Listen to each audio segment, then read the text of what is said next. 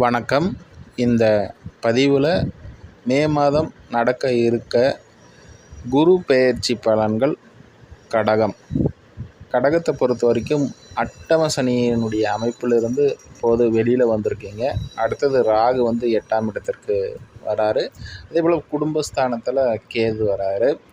ஆனால் இந்த குருவானவர் உங்களுக்கு சாதகமாக இருக்குது அப்படின்றத நம்ம பார்க்கும்போது அவரும் 12ஆம் இடத்திற்கு வராரு.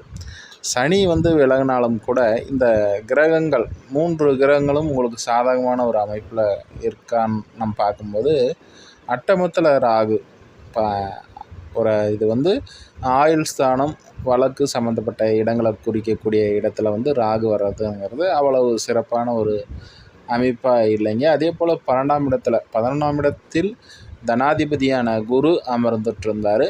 அவர் இப்போ பார்த்தீங்கன்னா 12ஆம் இடத்திற்கு பெயர்ச்சார். இந்த குருவை பொறுத்த வரைக்கும் விசேஷங்களை கொடுக்கக்கூடியவர், சுப காரியங்கள், அதே போல் தனம், தங்கம் இது போன்ற அமைப்புகளை தரக்கூடியவர், பெரிய மனிதர்களுடைய தொடர்பு, அரசியல் ஆதாயம் இது போன்ற அமைப்புகள்லாம் கொடுக்கக்கூடியவர் இந்த குரு. ஒரு பெரிய மனித தோரணை இது போன்ற அமைப்புகளை, குழந்தைகள் இது போன்ற அமைப்புகளை குடிக்கக்கூடியவராக அந்த குரு வருவார். அவர் 11லேருந்து 12 வர்றது அவ்வளோ சிறப்பில்லை. 12ஆம் இடம் அவருக்கு ஏற்ற இடம் இல்லை. ஆனால் இவர் பார்வை செய்யக்கூடிய இடமானது சாதகமான ஒரு அமைப்பை நம்ம தரும் அப்படின்ட்டு பார்க்கலாம். அந்த வகையில் இவர் 6ஆம் இடத்தை 7ஆம் பார்வை செய்கிறாரு. அதனால் வேலை சம்மந்தப்பட்ட விஷயங்கள்ல அதேபோல் இது தனுசு தன் வீட்டை தானே பார்க்கக்கூடிய ஒரு அமைப்பில் வேலை அமைப்புகள்லாம் கடகராசிக்காரர்களுக்கு சிறப்பாக இருக்கும். உடல் ரீதியில் இருந்த தொந்தரவுகள் விலகும். கேட்ட இடத்துல கடன் கிடைக்கும். இது போன்ற அமைப்புகள்லாம் அதே போல் இந்த 6ஆம் இடத்தை பார்க்கறதுனால எதிரிகள், இந்த 6ஆம் இடம் குரு பார்க்கக்கூடிய இடமானது வலுப்படும் அல்லவா? அதற்கேற்றாற் போல் 6ஆம் இடம் உங்களுடைய எதிரிகள் வலுப்பற்று உங்களுக்கு தொந்தரவுகளை கொடுப்பாங்க. ஆனால் 8ஆம் இடத்தையும் பார்க்குறாரு. வழக்கு சம்மந்தப்பட்ட விஷயங்களில் உங்களுக்கு ஒரு சாதகமான ஒரு முடிவு உண்டாகும். அதே போல் 2ல் கேது அமர்றார் இல்லையா? 2ல் கேது அமரும்போது அதிகமாக பேச மாட்டீங்க. அதனாலே ஒரு பிரச்சனை வரும். கொஞ்சம் பேச வேண்டிய இடத்துல பேசுங்க. அதே போல் குடும்பத்தில் தேவையில்லாத நபர்களை உள்ள என்ட்ரி பண்ணாதீங்க. அது உங்களுக்கு தேவையில்லாத ஒரு சங்கடத்தை உண்டு போகணும். அதே போல் வருமானம் சம்மந்தப்பட்ட விஷயங்களில் ஒரு சிறிதளவு ஒரு தப்பு பண்ணிங்கன்னா கூட அது ஒரு பெரிய ஒரு இழப்பை ஏற்படுத்தும், வருமான தடையை ஏற்படுத்தும். அந்த விஷயங்களில் கொஞ்சம் கவனமாக இருங்க. அதே போல் இந்த குரு ஆனவர் தன்னுடைய 5ஆம் பார்வையாக 4ஆம் வீட்டை பார்க்கிறார். 4ஆம் இடம்ங்கிறது வண்டி, வாகனம், தாய், உடல் சுகம் இது போன்ற இடங்களை குறிக்கக்கூடிய இடம். புதிய வீடு கட்டுவீங்க. தாய் வழி உறவுகள் மூலமாக நன்மைகள் உண்டாகும். இது போன்ற அமைப்புகளும் சிறப்பாக இருக்கும்.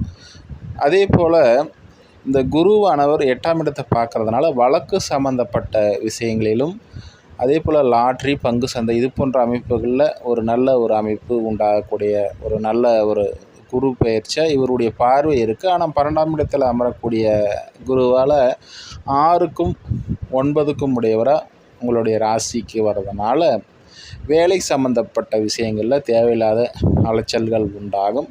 9க்குடைய குரு வர்றதுனால தந்தை வழி மூலியமாக அலைச்சல்கள் உண்டாகும், தன விரயம் ஆகும். அதே போல் உங்களுடைய ஆள் மனதில் ஏதாவது ஒரு சலனம் இருந்துகிட்டே இருக்கும், மனக்குழப்பங்கள் இருந்துகிட்டே இருக்கும். இது குரு தசை நடப்பில் இருக்கிறவர்களுக்கு கண்டிப்பாக இருக்கும். அதே போல் இந்த குரு புத்தி, குரு அந்தரம் இது போன்ற அமைப்புகளை நம்ம தசா புத்தி அந்தரம் வரைக்கும் பார்க்கணும். அந்தரமும் செயல்படும். அந்தர காலங்களில் தசாநாதனை மீறி புத்தி அந்தரம் செயல்படலனாலும் கூட அந்த அந்தர காலங்கிறது என்பது ஒரு தலைவலி, காய்ச்சலை போல் தொந்தரவு கொடுக்கக்கூடியதான். அந்த காலகட்டங்களில் ஒரு பண இழப்பு, சிறிதளவு உடல் ரீதியில் ஒரு பாதிப்பு இது போன்ற அமைப்புகள், கஷ்டங்கள், துன்பங்கள், வருத்தங்கள் அந்த கிரகம் கெட்டிருந்து அந்த தசா நடக்கும் பொழுது கண்டிப்பாக உண்டாகும். என்னதான் நம்ம குரு தசை நடப்பில் இருக்கும் பொழுது பெரிய அளவில் ஒரு கெடுதலை கண்டிப்பாக அவர் கெட்டிருந்து தசை நடந்தாலும் அவர் தரமாட்டார். அதே போல் சனி சுப கிரகங்களோடு இணைந்து இருந்தாலும் கூட ஒரு தீமை இருக்காதுன்னா அந்த அளவிற்கு நன்மையும் இருக்காது. ஒரு போராட்டத்துடன் ஒரு வெற்றியை அணுகக்கூடிய ஒரு அமைப்பு தான் குரு சனி இணைவு. சனி தசை கண்டிப்பாக தரும். இருந்தாலும் ஏற்றம் இருக்கும். பொருள் வளர்ச்சி, அதே போல் தொழில் முறைகளில், வேலை அமைப்புகள்லாம் நல்ல ஒரு அமைப்பு இந்த குரு சனி இணைவில் சனி தசை அந்த மாதிரி இருக்கும். அதே போல் இந்த குரு சனி இணைவில் குரு தசை நடப்பில் இருக்கும்போது ஒரு அழுத்தம் இருக்கும். இருந்தாலும் பெரிய அளவில் அதாவது ஒரு போராடி ஒரு வெற்றி பெறக்கூடிய ஒரு அமைப்பில் இல்லைனாலும் ஒரு சிறிதளவில் ஒரு கஷ்டத்தில் அது குருவினுடைய காரத்துவங்களான விஷயங்கள் அனைத்தும் ஒரு பாதிப்புக்குள்ளாகக்கூடிய ஒரு அமைப்பில் இந்த குரு தசையானது கண்டிப்பாக இருக்கும். பெரிய அளவில் ஒரு ஏமாற்றத்தை தரக்கூடிய அளவு ஒரு அமைப்புகளை கண்டிப்பாக இருக்கும். அடுத்ததாக இன்னொரு பதிவில் சந்திப்போம் நண்பர்களே. நன்றி, வாழ்த்துக்கள்.